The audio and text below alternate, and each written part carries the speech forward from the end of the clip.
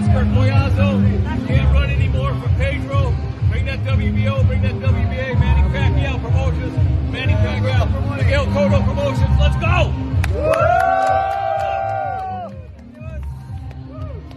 They say the left hand, it drop mountains. They say the right hand, be slaying dragons. All right, so I never had the opportunity to speak about Pedro Taduran and his title defense last week. And I like Pedro Taduran a lot. You know, I think he's probably one of the most devastating fighters below the bantamweight division. And I think he is the most devastating fighter in the 105-pound division. And, you know, I know we got Oscar Collazo, who's the best right now. He's recognized and widely regarded as the best, as he should. He's damn good. But this guy, he's just devastating, right? He's one of those Filipino killers, right?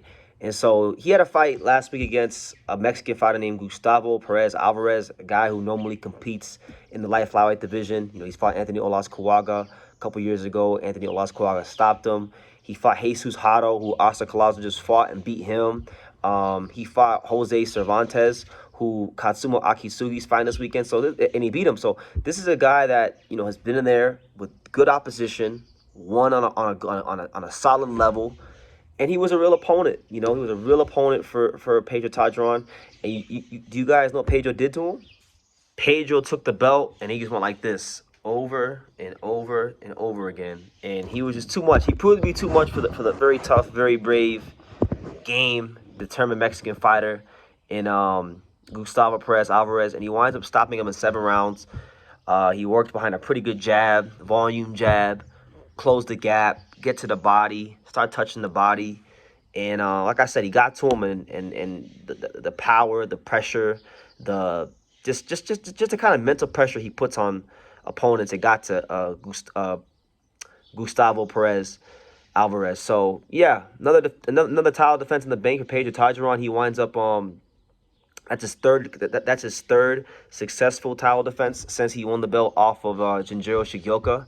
And it's getting to that time. And by the way, before I even get to like him versus Oscar Collazo and things like that, let me give a shout out to my boy, Coach Bobby McCroy.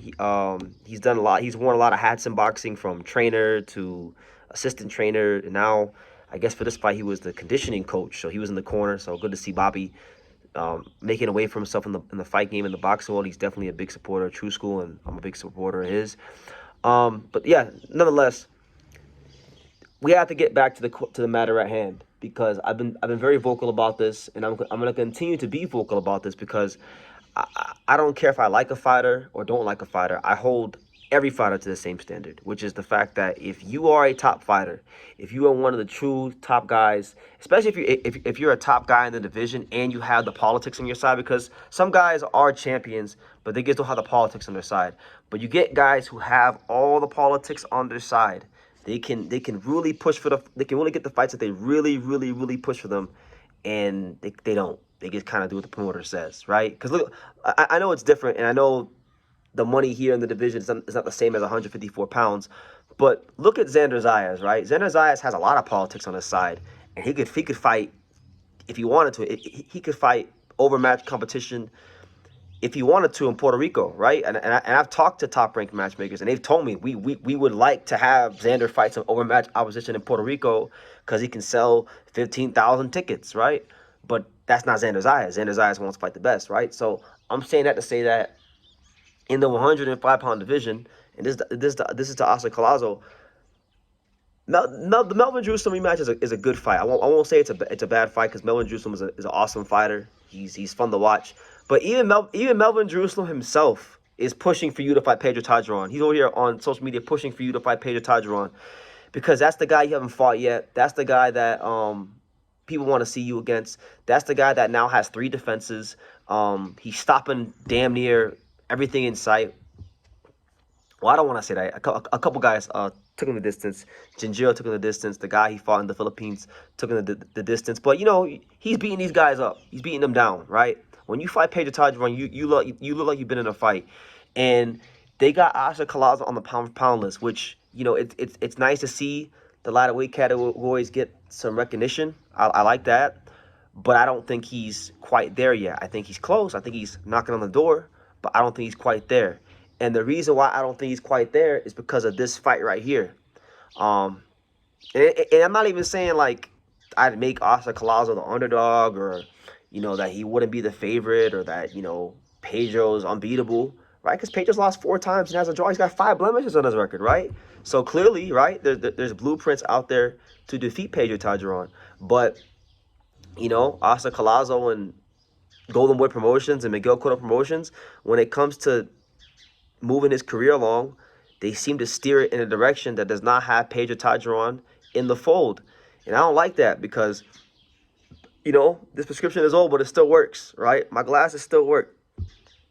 Anybody who follows his weight class can see that Pedro Taduran is a tough out for anybody in the division. He's a guy that, can really punch. He's a guy that his skills are getting better fight by fight. He's not as skilled as Collazo. I'm not going to be delusional here. Oscar Collazo is extremely skilled. But I've also seen Oscar Collazo get hurt by some guys that are not close to the caliber of Pedro Taduran. So if you can get hurt by them, it's feasible to think that you can get hurt by Pedro, right? So you want to see that fight. You talk about dimensions. I mean, Oscar Collazo's got a 61-inch reach. Pedro Taduran has a 65-inch reach. He's bigger than Oscar. He's longer than Oscar. And one could ascertain, one could surmise possibly that he might punch harder than Oscar. I feel like Pedro would have more of that heavy thudding power, which you can see. You can see his punches, right? Oscar has more of that sharp power, right? And we know timing. We know that a lot of times that could bode well in the favor of a guy like Collazo versus a guy like Taduran, right? Because you can see what Pedro's throwing at you. So I'm not even sitting here saying that it's this fight that I would pick Oscar to lose in, but it's a fight that I want to see because they got you on the pound list over guys that I think have done more than you in the sport, and you haven't fought this Filipino that's been beating down everybody that's been in this path. So I want to see this fight. I think Pedro's done enough. I think he's a solidified champion now. He's got 3 title defenses. Oscar's got a truckload of defenses, and he's been ring champion. So I think it's that time, man. It's that time. And you could put it on a undercard or a big show, or you could even Golden Boy likes to do these shows. I mean, Pedro's last fight was just in California. Oscar just fought. He's fought in California plenty. Maybe they could do it over there in a smaller venue. Maybe stack the card, pay these guys good money, do it at the Commerce Casino, which I love as a venue. I think it's a great venue. I think it's underutilized, honestly. I feel like it should be a bigger venue in Southern California than it actually is, but that's just my opinion. But yeah, man, Pedro Taduran is here.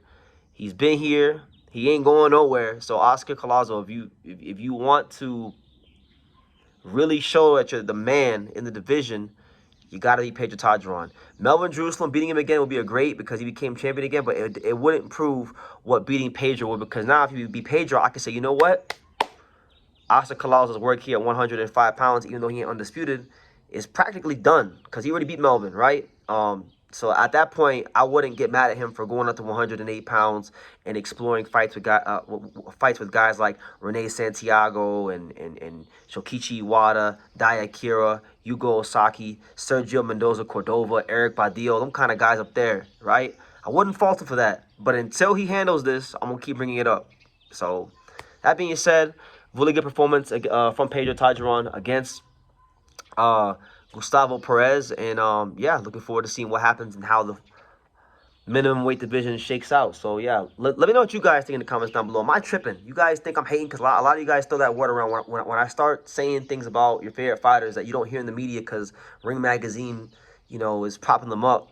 And I tell you, and I hold these guys to a higher standard. You don't like it. You say, oh, BT, you're hating, it's this and it's that. And it's not that I hate these guys. It's that I'm one of those guys. I like fighters to actually be what they're propped up to be. And I'm not saying Collazo is not a very good fighter. I like Oscar Collazo, but you can't be putting him on the pound list and he ain't fought this freaking Filipino who's holding a belt in his division, who defended it 3 times, who knocked out and destroyed twice the guy that once upon a time, guys, the fight in this division was supposed to be Collazo versus Jinjiro Shigeoka.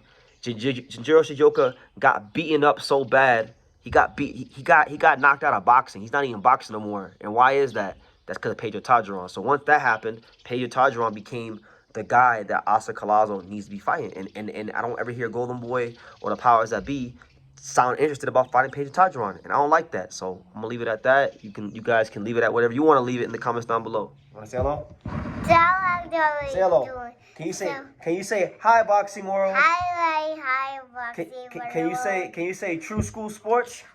Truth? Oh. Can you say true school sports? Say true school sports. Can you say the untouchable?